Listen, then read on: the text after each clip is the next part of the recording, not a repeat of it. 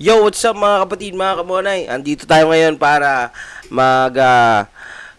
magbigay kaalaman, no, sa ating mga kapatid, mga kamonay, na kung ano nga ba ang istorya na nasa likod ni Idol Mike Enriquez. Ayan mga kapatid, mga kamonay. Ito ang tinatawag na malungkot na huling taon sa buhay ni Mike Enriquez, no? Okay mga kapatid, mga kamonay, hindi na natin papatagalin to. Intro.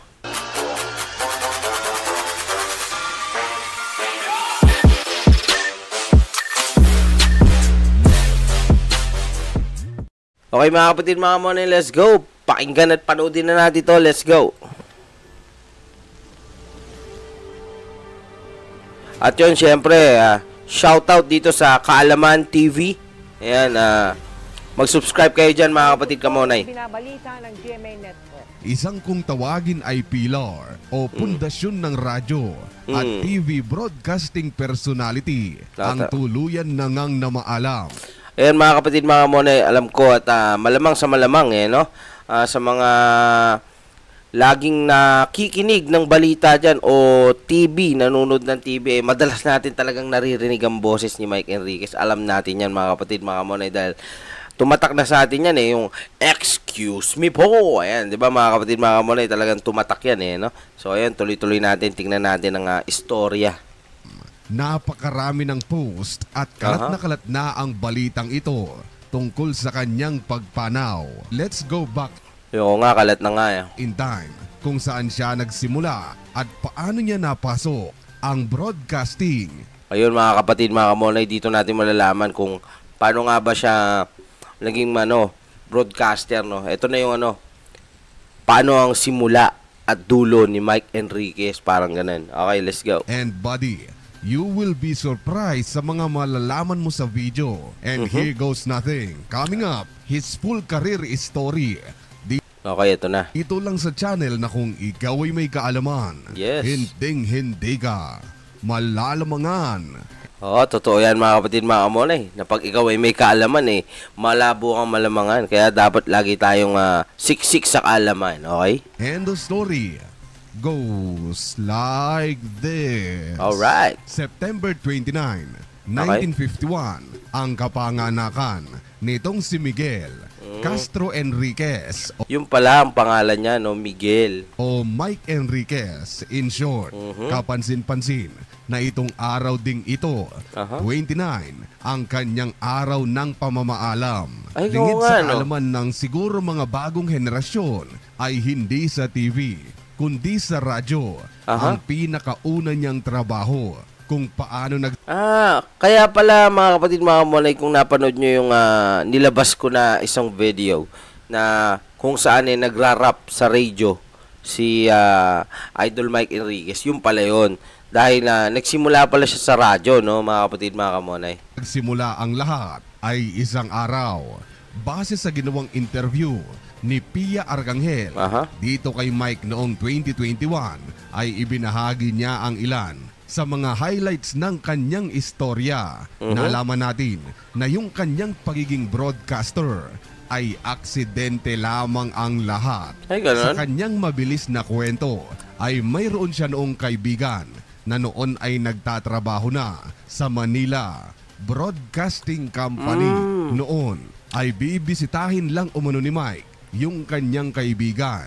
Sumubok siguro. 1969 ito lahat nangyari.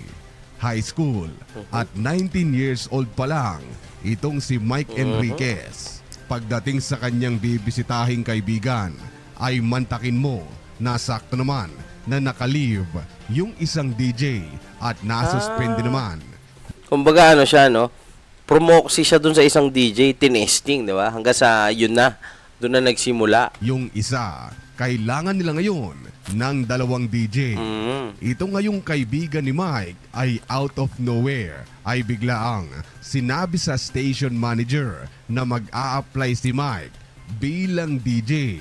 Sabi niya, Mike is applying for a job. At matapos ang first interaction na ito ay ipapasa ko na ang mic dito kay Mike. Okay. And the rest is, here we are. And here we are. The rest is history. Matapos ang history aksidenteng job application ay nagtuloy-tuloy ang kanyang karera sa broadcast. Akalain nyo yun mga kapatid, mga kamonay, no? Sumubok lang, no? Tumesting lang. Tanggas na nagkatuloy-tuloy na. Kaya tayo mga kapatid, mga kamonay, huwag tayong susuko, no? O na huwag tayong matakot sumubok ng mga bagay-bagay. Malay mo, yun na yun, di ba? Yung para sa'yo. Hindi ko na iisa-isahin kung saan siya radio station napunta, pero mula sa pinakauna, mula DCB, sa Manila Broadcasting Company MBC, to Freedom Broadcasting Network, dami. to many more. From 1969 Old school, ay puro radyo na ang mga trabahong pinasukan ni Mike pagdating sa broadcasting. And it was 1995 nang pinakauna siyang lumabas sa ating telebisyon. Ito ay upang i-cover ang ginagawa noong senatorial race. Kasama niya rin sa coverage pala nito siya, no? si Karen Davila. Ito ang pinakaunang beses na makikita natin sa TV ang dati boses lamang sa mga radyo na si Mike Enriquez. For trial lang sana noon ang pangyayari, temporary, ngunit nagustuhan ng mga manonood ang kanyang karisma sa pag-cover ng istorya. Hindi naglaon ay muli na naman siyang ipinatawag at sa pagkakataong ito ay upang maging anchor ng bago pa lang noon nasaksi sa mga pagkakataon. Ganun pala yun mga kapatid, mga kamonay, no? Kumbaga na-discover na lang ng na-discover, no? Nalalabas ng TV si Mike ay dito na pa isa-isa na gino-joke ni Mike yung mga audience sa tuwing magkakaroon ng impromptu sa pag-cover ng balita. Andyan ang biro niya sa sarili mismo, buddy, na Tingnan nyo nga itong mukha ko. TV ba to? gayong sanay siya na hindi nagpapakita at tanging DJ lamang sa mga radio station. Nagsisingit siya ng ilang mga pakwelang pakulo habang on air na siya namang benta sa maraming manonood. Yung mga key phrases na gano'n, na mga linya, sometimes hindi yung pinagpapaalam. Gawin mo na lang. Di ba? Ito ang naging trademark ni Mike Enriquez. Kung pupunta ka sa YouTube, buddy, at isa-search mo ang mga bloopers ni Mike Enriquez, ay babahain ka ng napakaraming memes ng iba't iba niyang cover sa iba't ibang istorya. At syempre, hindi mawawala dyan ang wala nang masisikat pang one-liner ni Ginoong Mike. Wala nang iba kundi Excuse me po. Maraming trinabaho itong si Mike. Palipat-lipat siya. One day, nasa radio station. Bukas kinabukasan ay sa TV. O nga, pagka sinabi Mike Enriquez, ano na no? Yung, excuse me po. Laging ganun, ano? TV mo siya makikita at vice versa. Hindi tumigil itong si Mike Enriquez. Kaya naman, hindi na rin nakapagtataka kung bakit tumabo siya ng iba't ibang award. Grabe, dami palang mga award, no? Best Male Newscaster, and the list goes on and on and on. Basta marami, buddy. Ngayon, fast forward tayo to year 2018. Okay. Ito ang pinakaunang beses na nag-file ng mahabang leave itong si Mike. Dahil sa ika sa balita ay dahil daw sa iba't ibang iniindang sakit. Ayun ang na. hiatus na ito, buddy, ay tumagal ng 3 buwan. Pagkatapos ay muli na naman siyang bumalik. Nagbalik siya noong November. Nakaramdam na pala ng karamdaman, no? Nung year na yun, no? 2018. Mula noon ay patuloy siyang namahagi ng mga sariwang balita. Dumaan ang 2018, 2019, 2020, pero December 2021 nang muli na naman siyang mag-file ng medical leave. Pero this time ay alam na natin ang dahilan na nagkaroon pala siya ng kung tawagin ay kidney transplant noong December 16, 2021. Iba pa ito, buddy, sa sakit na iniinda ni Mike sa kanyang baga at pati na rin sa kanyang puso. Grabe, ang dami na palang komplikasyon, no? Sobrang hindi ako makahinga. Ito po ang itsura ng baga nyo. Lunod na. Okay naman, buddy, ang naging transplant. Successful ito, ngunit sa kasamaang palad ay nagkaroon si Mike ng infection. But all is well, all good in the hood. Nakapagbigay pa nga siya ng interview dito kay Pia. So, tapos na tayo sa 2021. Okay. 2022 naman ngayon ay mayroon siyang kaibigan na aksidenteng nakapag-post na siya daw ay namaalam na. Kumalat ngayon ang pekeng balita. Nagkaroon ng fake news dati, no? Ng kanyang pamamaalam. Kalaunan ay na-confirm. Doing good and all is well. Si Mike Enriquez humingi ng paumanhin ang nagpakalat ng fake news and the life goes on. Ika pa nga niya sa ginawang interview ni Pia ay now, siguro mga 80% na akong recovered and malakas na. Hindi naglaon ay na-clear at binigyan na ng go signal ng kanyang mga doktor na pwede na ulit na magtrabaho itong si Mike. Tulad ng kanyang first love sa pagbo-broadcasting ay papalit. Yung pala ang naging first love niya, no, ni Idol Mike, no, yung pagbo-broadcast at talagang eto na talaga yung linya na para sa kanya talaga yung broadcasting.